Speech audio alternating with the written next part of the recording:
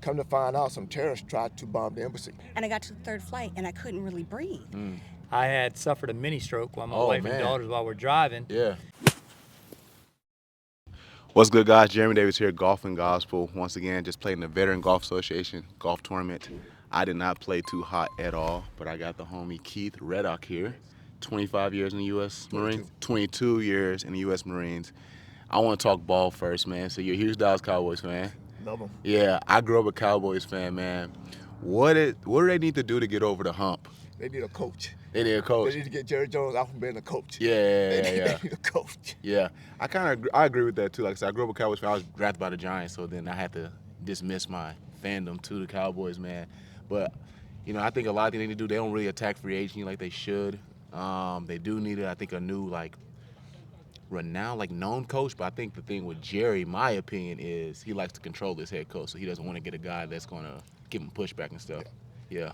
I think that's the problem. I mean, you got an abundance amount of talent on the team. Yeah. But for them to gel, they need someone that's going to fit the pieces the way they need to be fit. Yeah. And right now, when you got a head coach that can't do that, and you got a general manager that's stopping them from doing that, I mean, it's just hard. It's like one side is pushing against the other side instead of just letting the coach do what he needs to do. Yeah. They need, I think, a more experienced coach. Yeah, for Not sure. necessarily, he don't have to necessarily be well known, but he just definitely need to be a more experienced coach. Yeah. You think they should have kept what's my guy last name from last year from the Packers? He was the head coach last year. I'm blanking too. I'm blanking. Yeah. But you think they should have McCarthy. kept? Yeah, you think they should have kept McCarthy? No. Okay. No. Yeah. Because who else was out there to get then if you didn't keep him? I mean, I think they could have brought in Dion. Yeah, Dion. I think Dion would have been a good fit for the Cowboys. Would you be okay with them bringing back Kellen Moore? I would. Yeah. If he had the reins. Yeah, that makes sense. Awesome, man. Let's get into your career, man. So first off, like you said, you served 22 years in the Marines, man. What inspired you to join the Marines, and how did your family and friends react when you decided to enlist? Well, actually, when I joined the Marines, it was by accident, to be honest. Really? Yeah. Oh, explain that. I've come from a military family. My father served in Korea. I have an older brother that he was in the Army at the time when I joined. And I had every intention of joining the Army. Yeah. You know how they have career day at high school? Yeah, for sure. I gave all them guys my phone number. Didn't matter. I'm joining the Army. Yeah. Well, that particular day I came home from school, and my mom was fussing at me because I hadn't gone to see my girlfriend that she just adored. Yeah. My older sister was fussing at me because I hadn't gone to see my girlfriend that she adored. Yeah. My older brother, my second oldest brother, he was fussing at me because I hadn't cleaned the yard off like he told me. So everybody on your neck. So then my youngest sister was fussing at me because everybody else was fussing at me. Yeah. The Marine Corps recruiter called in the middle of all that. Oh, wow. I said, man, if you come get me right now, I'll join. 20 minutes later, the dude was knocking on the door. Wow. And that's how I ended up in the Marine Corps. Dang, that is awesome, man. That is funny. So speaking about being Marines, man, what was your occupational specialty, and what was like the day in the life of being a Marine? My occupational specialty, I was a diesel mechanic. Okay. I was a 35-22 starting off. Went to a 35-29 maintenance chief. Spent some time on embassy duty. I was at the U.S. Consulate in Shanghai, China, the U.S. Embassy in Nassau, Bahamas, and the U.S. Embassy in Islamabad, Pakistan. Wow. I would guess the day in life of being a Marine it's really no different than being out here. Okay. I mean, the job is the job. Yeah. But something about the exercise you for do, sure. Yeah. And the mindset that you have to do the job that we do, because every Marine is a basic rifleman. So whether you're infantry or communications, it doesn't matter. Yeah. Every Marine is a basic rifleman. So we all have to understand how we need to get something done outside our primary jobs. Wow. So that's good, man. So even in that career, man, what was one of the most intense situations you actually faced while serving? The most intense I faced was at the U.S. Embassy in Islamabad, Pakistan. We're setting up for the Marine Corps Ball. On embassy duty, the Marine Corps Ball is the social event of the year. So we're setting up for the ball. I was in my office, and all of a sudden I heard this boom. Wow. Didn't know what it was, so I go upstairs to post one so we get eyes on the situation, what's going on. Come to find out, some terrorists tried to bomb the embassy. Wow. So my wife at the time, she works at she was the office administrator for the DEA. Okay. And had they hit where they was aiming at, that mortar would have went right through her window. Wow. My office was directly below hers. Yeah. Below hers. Yeah. So I mean, they could have wiped us both out. Yeah. You know, so after I came back to the States, I said, you know, it's time for me to go ahead and retire. I had my 22 years in. Oh, so this is towards the end of your career? Yeah. Oh, wow. Yeah. Okay. It was my second to the last tour of duty. Mm-hmm. So that kind of prompted me to go ahead and just retire. Yeah. Because, you know, even though I signed up for this, I Sure. didn't sign my wife Yeah, up, yeah, you I know, respect that. I respect you know, that. to yeah. be killed in the line. Yeah, yeah, You know, man. so- You have responsibility to protect her, man. That's awesome, man. And very inspirational, I'll say less. So I want to talk about this too. So how do you and your fellow Marines support each other, like in difficult times, especially a situation like that? I mean, I know it was going into your second to last year of serving, but definitely want to hear the support that you have within your Marines. Well, the thing about the Marines, we're a very tight-knit group. Mm-hmm. We're very tight-knit. I mean, even today, if you see a fellow Marine, like, I wear a lot of Marine clothing. Yeah, If a Marine see you, he's going to come up and speak to you. that's awesome. But, I mean, other branches of service really don't do that like we do, Mm-hmm. because we are a brotherhood. I mean, Yeah. it's like once a Marine, always a Marine. Yeah. We would never address a Marine as an ex-Marine Yeah. or a former Marine. Yeah. It's always a Marine. I like that. You know, regardless how long you've been out, Mm-hmm. when you served, how long you served. Mm-hmm. You know, so we have a very, very close-knit group. Yeah. You know, and when you need time to talk to someone, you know, all you gotta do is pick up a phone. You know, I'm on a website or Facebook page dedicated to Marines. Nice. And if a Marine needs something, they'll post, hey man, look, this double dog is going through this. Can you know, send some prayers this way. Oh, I love that. You know, everybody reach out to him, say, hey man, if you need something, let us know. Yeah. You know, so but that's just the way we are, man. Yeah. We take care of each other. That's awesome, man. I think at least for me, in speaking about, you know, in terms of prayer and faith and stuff, man, 1 Thessalonians 5:11 says, therefore encourage each other and build each other up just as you're doing so. So it's awesome that all you guys are open to that communication, be able to offer prayer, offer support, offer encouragement, because I can only imagine the transition after something like the bombing happening and like how that might be affecting you for I don't know how long down the line, but how did those things like affect you post-career in the Marines? It affected me for actually quite some time because of the fact that had it just been me, I don't think it would have affected me as much. But it could have that one incident could have orphaned our kids. Yeah. Wow. You know, so we had 3 daughters that was out there with us. So they could have orphaned our kids. So I became very protective of my wife and wife and daughter. I have 3 daughters. Yeah. And so I've always wanted them in my eyesight from that point on. Yeah. So if they were going out, you know, because they were young kids at Yeah. the time. So as they got older, you know, I mean, they got the freedom, but Dad was, okay, I need to meet him before before y'all go anywhere. Absolutely. You That know, makes so. sense. Yeah. But I mean, I think that's just with any parent, when you faced with a situation that's that serious, you want to make sure your family's taken care of, especially your little ones. Absolutely. You know, so. I agree, man. And like I said, courage for me to hear. I don't have kids yet, man, but it's I'm admiring the steps you've taken to protect your family, to protect your kids too. And I think people who are watching this, I hope you also take this from it as well. Last thing I want to leave you off on with, man. You're since retired. I think you love playing like in U.S. mid-ams and stuff like that, man. What has golf done for your life since being out of the Marines? Well, I have a group of guys out here. I moved here from Houston. I was a federal police officer in Houston, and I retired from that, and I moved here. And I'm with a group of guys. We play every Tuesday and Thursday. Big group of guys. Yeah. So most of my veterans. Yeah. I would say 90% of my veterans. Yep. So, I mean, it's just a good way of life, man. Yeah. I mean, you got the camaraderie with your fellow vets. You know, you play golf 2 or 3 times a week. That's awesome. Right. Since I'm retired, like I said, I retired from the Marine Corps, Yeah. retired from law enforcement. All I do now is play golf. Yeah. So who's the big dog in the group? Like who wins majority of the time? We got a couple of guys that, I mean, it's spreads out. I think everybody's pretty much equally. Okay, so it's you never know every week. You never know anybody come up and win in a particular week. Yeah, you know, that's awesome. Which is good for the competition. So. Absolutely, man. Hey, Keith, thank you so much, man, for being appreciate here, it. man. We appreciate you every way you have served, man. And again, good luck with your golf game, dog. All right, Absolutely. appreciate it. Yes, sir. I thank you. That was awesome. Again, back out here, Golf and Gospel with the Veteran Golf Association. I got my dog, Bruce Quickel. Said that correctly? Yes, the yes. second. You got it. The You got second, it. You absolutely, got it. man. Obviously, both of us love golf, man. I want to just know, what are your thoughts on some of your favorite players this season? Maybe your all-time favorite players, man. But ultimately, let's just stay in this season. Like, who have you been impressed by? So I'm a big Adam Scott fan. Okay, I like that I answer. have, because he's a journeyman. Okay. And and he's just I like his swing. I like what he brings to the table. like it seemed ethically. Yeah. Like he just stays under the radar, but he balls, he golfs. Yeah. So I've always been a big Adam Scott fan. Yeah. And of course, Tiger has always been For sure. kind of like a cool inspiration to watch it, regardless. Professionally, though, I mean, I've been a huge fan of his too as well. How you feel about him unfortunately tearing his Achilles? He's 49, It's man. unfortunate though. I just think that his body, like having a medical background, I just think his body, like it's just going to start working its way, and I just think it's just always going to be something with him. Yeah. But I think it's unfortunate, but it just seems like that's just the trend. Yeah, and it sucks too because I think he said he does not want to play in Champions Tour. No. He doesn't want to ride in carts because I think if Tiger goes and rides in carts, he'll be dominant because that's less wear and tear walking and stuff. Yeah, I think on the flip side though, I think it's respectfully, who am I? But I think it's time to be dad. I think For there's. sure.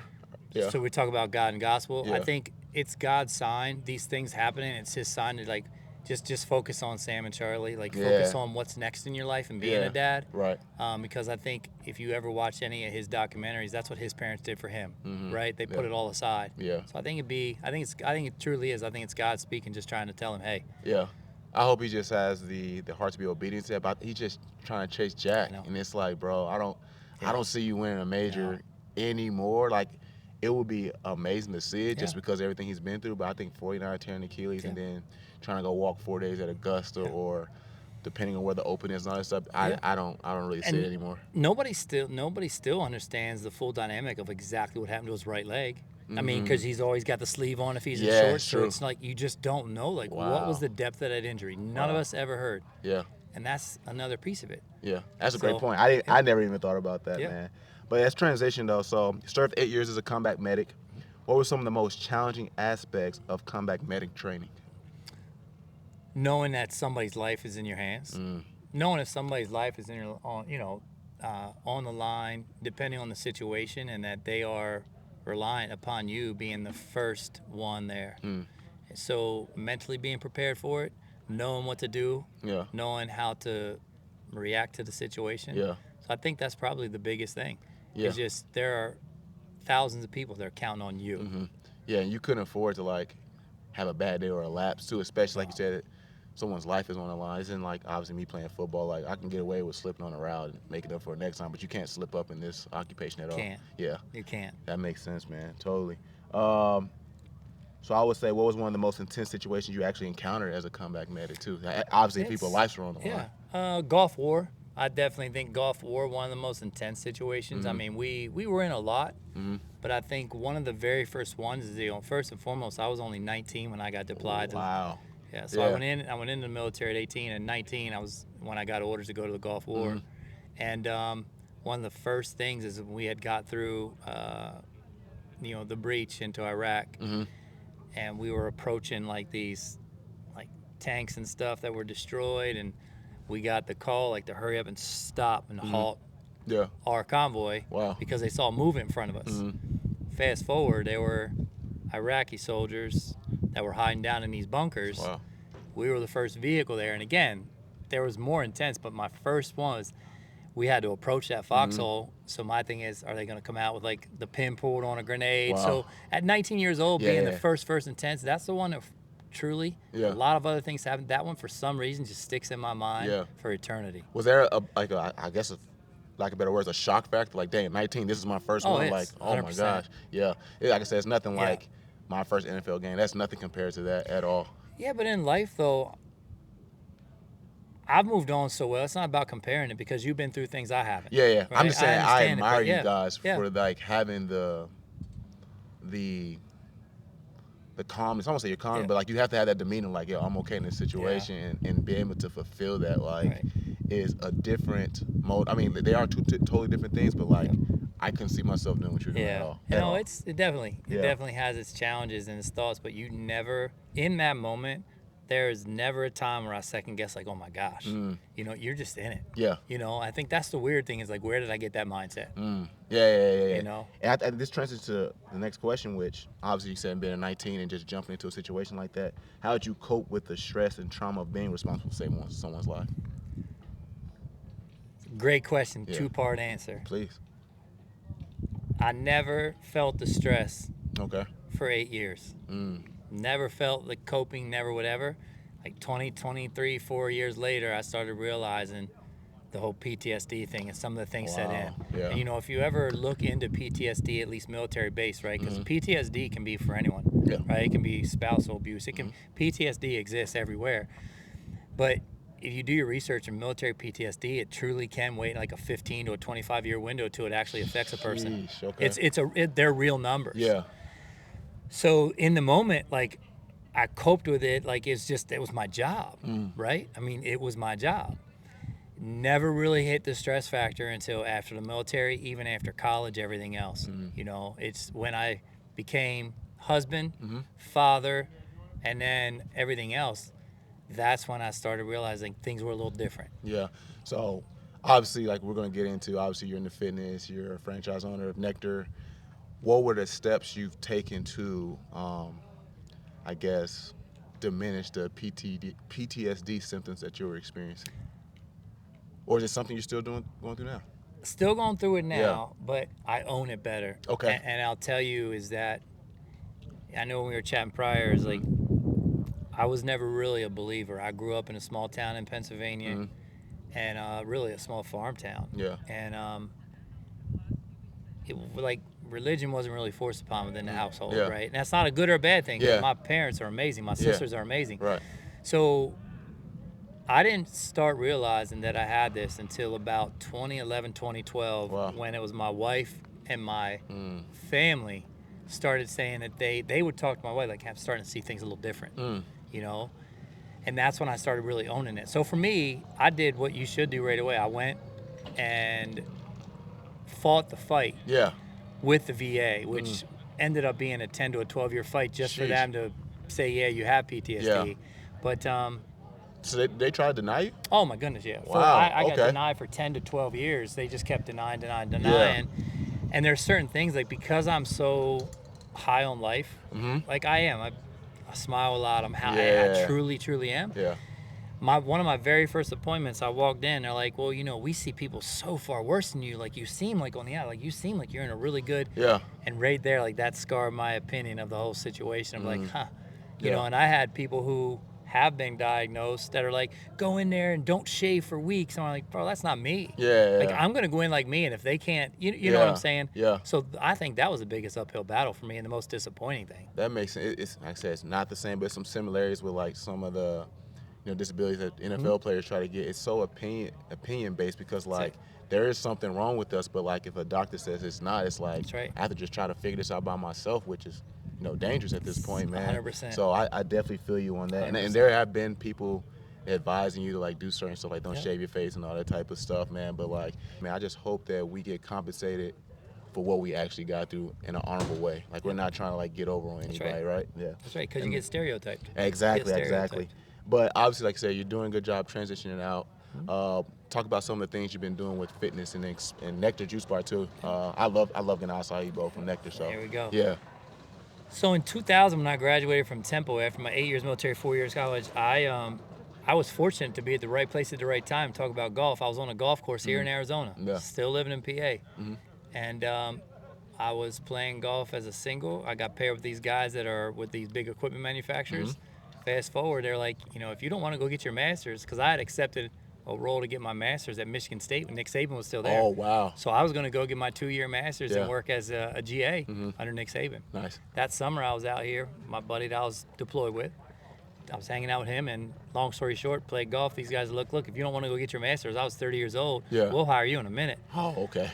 And that's how I started with Life Fitness and Hammer Strength. Yeah. And for 25 years now, I've been in the fitness industry, selling fitness equipment to some capacity. Yeah. You know, whether it was, you know, starting out as like a regional guy to VP of sales for the U.S. for some different manufacturers, but that's been my journey. Yeah. And back in 2015 or 17, I always forget, which is terrible. I had suffered a mini stroke while my wife and daughters while we're driving. Yeah. And I really turned on the healthy thing. Okay. My wife was working as a, she was working as a paraprofessional at a local elementary school. Okay. And pandemic hits. She's like, man, I'm just not going to go back and do this. I'm like, that's okay. We're going to open a Nectar Juice Bar. She's like, who? Yeah. So I just did all the different research on the different franchise juice bars, and that's the one where really my wife and daughters are like, I like everything I get at this one at Nectar, I like better than all the other ones. Yeah. That's why we chose Nectar. Yeah. So I got it up and running as far as the opening, For sure. construction, whatever. Yeah. And my wife has just been a rock star since day one. That's awesome. So we're 2.5 years in. That's amazing. It's in Gilbert, right? It is. I gotta stop by that Yep. one because Chandler I Heights and Higley. I love a good nectar. Yeah. I'll see how you bowl. I It's love on the me. juice. I did the juice diet probably like Yeah. maybe 2017, man, See? during the off season. Yeah. It was fun. Yeah. But Bruce, man, thank you so much Thank for you. coming It on was a- Golf and it was a Gospel, man. blessed to Absolutely, meet man. you, We my gotta stay friend. connected too, man. We You will. you're right here in Gilbert. Yeah, Probably that's lose. why I reached out to you Yeah. too. 'Cause Oh, I was like on Instagram. I was like, because definitely do it. That's awesome, man. Definitely do it. Appreciate you guys again. Bruce Quickel, if you're in the Gilbert area, go check out Nectar Juice Bar. What's good, guys? I hope you're enjoying these conversations I'm having with some of these vets at the Veteran Golf Association golf outing. But again, guys, Golf and Gospel has partnered with HundredX to help raise money for the Veteran Golf Association, and you can be a huge part of that. Just go to the link in the description that says HundredX and start filling out surveys. And these surveys are fun, man. For me, I go to video games, I go to Mortal Kombat, I go to PGA, I go to NCAA. I just fill out some surveys, man. Ladies, you like going to Target and all these other makeup places, whatever. Go and fill out these surveys, man. They're only helping, doesn't cost you a dime, man. Please, let's help out the vets in the Veterans Golf Association. Let's get ready for the next interview with Toni. What's good, guys? Back here at Golf and Gospel. I got the homie Toni Grimes here, man. We just got through playing in the Veteran Golf Association golf outing. Toni, you served nearly 20 years in the military, but you had this crazy idea of enlisting at the age of 19. Tell us what went into that and what was your mindset of it? Well, what went into it was I lost my scholarship. I had a full ride scholarship to the University of Arizona. First semester lost it. Wow. So, 17, young and dumb. And my recruiter from high school kept calling to see how things were going. And I told him, school wasn't going that great. Yeah. And so he was just like, hey, you go enlist into the reserves. Wow. So I went ahead and did that, and I was still in school. And he said, to get ready for basic training, you could go to the ROTC program. They have like a physical training class. So I went ahead and did that. Worst thing ever. Oh Yeah. my God. Couldn't do push-ups. Yeah. I was a sprinter in high school, but that Okay. 2 miles kicked my butt. Yeah. And but the sergeant major was like, cadet, let's have a talk. And because I ended up sprinting the last part of the 2 miles. Okay. And he was like, you in school, you're in the reserves, why don't you put the two together and become an officer? Oh, wow. So I ended up signing up for the simultaneous membership program. So I was enlisted for 4 years, got my commission, and became an engineer officer. And then Wow. they retired doing public affairs. Okay. What's required of an engineer officer when serving in the military? Well, I was not engineer Okay. trained. Yeah. So the Army trained me. Yeah. I learned how to build bridges, blow up things with Oh, wow. C4. That's cool. Build. So it was pretty cool. I mean, Yeah. at first I was kind of, disheartened because I was a medic when I was enlisted. So and my undergrad degree was more medically based. So Yeah. I wanted to be in the med service. Okay. But engineers was fun. I got to do a lot of cool things. I Yep. became a jump master. Got to jump Yeah. out of planes. Oh, wow. Got to do some things which a lot of people don't get to do with with the Corps of Engineers. I was with Prime Power, Yeah. and we did big power generation. So it was different. Yeah. I was a jump master too. So Yeah. so that was fun. Yeah, I don't have the guts to jump out of a plane at all. Not at all. No, it was cool in my 20s, but now in my 50s, Oh, not so heck much. no. Not so much. That makes sense, man. But it's cool to hear that you had a medical background, man. So this obviously transitions to, unfortunately, you were diagnosed with lupus. What were the signs that you were feeling, and that based off those signs that this is a possibility that this can be what your diagnosis is? Yeah, well, so for me, I was getting ready to deploy to Iraq, and I was in a military school. I lived and worked on the 3rd floor, so I just always just took the stairs. And one day I had my big backpack of books, and I was on the phone talking to my mom, and I got to the 3rd flight, and I couldn't really breathe. And I was like, hang on, Mom, I gotta catch my breath. Yeah. So the next day I went to sick call, and they did a chest x-ray, and they're like, you have fluid around your lung. So they're like, we're gonna send you to Portsmouth Navy base, because I was at Fort Lee, Virginia. And they're like, well, get it tested. So I saw the pulmonologist. They did a thoracentesis where we took this long needle in between my ribs and drew fluid. And Yeah. he's like, well, we'll see you in a month. We'll go ahead and get pathology. Yeah. And when I got back to see him, I was going to be PCSing like in 2 weeks to go to another school. He rushed me right over to the rheumatology. Oh, and man. I was like, okay, what's a What's rheumatologist? Yeah, what's all that? And he's like, everything tested positive for an anti-nuclear antibody. And he was just like, you have lupus, you need to see a rheumatologist. And from there, I got 17 bottles of blood drawn, and they did it stat. And I remember talking to the phlebotomist saying, okay, what's all this stuff? Because it was alphabet soup. Because for me, I was healthy. I took a birth control pill Yep. and Allegra. Yeah. That was it. Only things you were on. Yeah. And then my worst point, I was at 36 different pills. Oh man. So I got diagnosed with lupus. Ended up finishing my school. Yeah. My lung did get collapsed, so I didn't deploy to Iraq. I ended up getting surgery the day my unit deployed. Wow. But I ended up deploying to Afghanistan. Yeah. A couple months, about 10 months later. And while there, got medevac back for mental health, and also I was having issues. I was having a lot of lower flank pain, and come to find out, I was going in the early stages of kidney failure. So I did end up having stage 3 and stage 4 kidney disease. Oh man, dang. Oh, so this is off my notes or whatever, man. So how was life adjusting to all these new medical diagnoses? It had to be tough. It was, because I was an officer. I'm about to deploy. It was my first deployment, and I'm like, just give me a pill, because in the military, give me vitamin M, give that Motrin, That's like it is in football too. Again, I keep reiterating, like, obviously, I don't have the guts to do what you do at all, but football's like that too. Like, man, just give me some ibuprofen, give me some Toradol, and like, let me get this thing going. Exactly. Yeah. And so, they're like, we get your lung good, you're straight. And at first I was like, okay, but after I got back from Afghanistan, and the pulmonologist, he was a fellow major, and he was like, can I call you by your first name? Like, yeah. And he's like, Toni, I don't know how the hell you're still here. Wow. He's like, you're spilling so much protein, you should be dead. Wow. And so we had to start doing like immediate treatments. I've done infusions. I've been on some type of infusion since 2008. Unfortunately, I was able to still stay in the military. I just couldn't deploy. Yeah. And then in 2010, I had my worst flare. It affected my brain and spinal cord. So I was in a semi-vegetated state for 6 months. Oh my gosh. So I had to learn how to walk, talk, and write again. So, Wow. and then eventually I was medically retired What because of that. what was the support like from maybe family and friends during that? Because I mean, support is very important when you're going through dark situations. Well, at the time, my ex was going through a divorce, so he filed. Yeah. My mom was great support. My That's mom, she lives in Phoenix, but she came out to Texas, and she was my advocate because I didn't have a voice. I literally laid in bed. Yeah. And I think because of her, I'm the advocate I am today. Oh yeah, moms are love. I love my mother too, man. Mom calls me every day. I wouldn't be surprised she called me right now, honestly.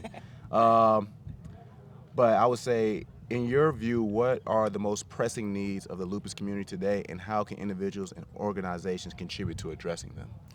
Wow. Well, first of all, the time to diagnosis is rough. Luckily for me, I was diagnosed in a month, and that was only because I had a follow-up.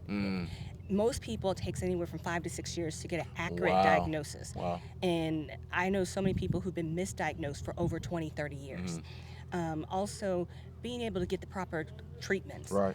Up until 2011, we had no drug specifically for lupus. So we got our first drug, and now we have 4 on the market and so many more in the pipeline. So when I had problems with my kidneys, I couldn't take certain things. I was literally taking drugs that was for chemotherapy. Oh.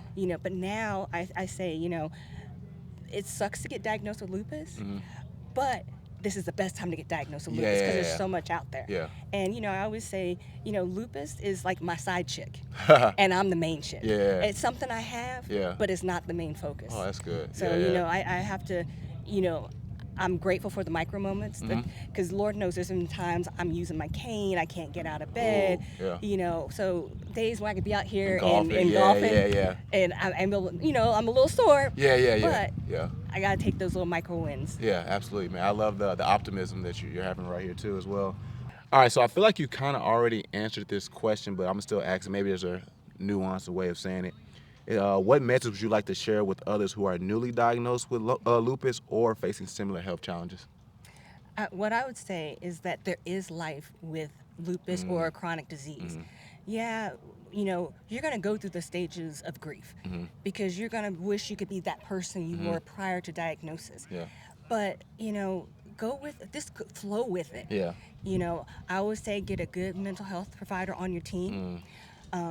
You also need to get a good team of providers because that patient-provider relationship is intimate. Yeah. You have to be willing to open up and let them know, okay, I got a rash today, a bump there.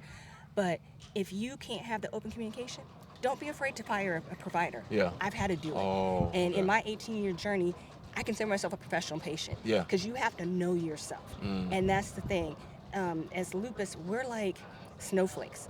We're not the same. And I'm Lord knows I am not textbook. Yeah.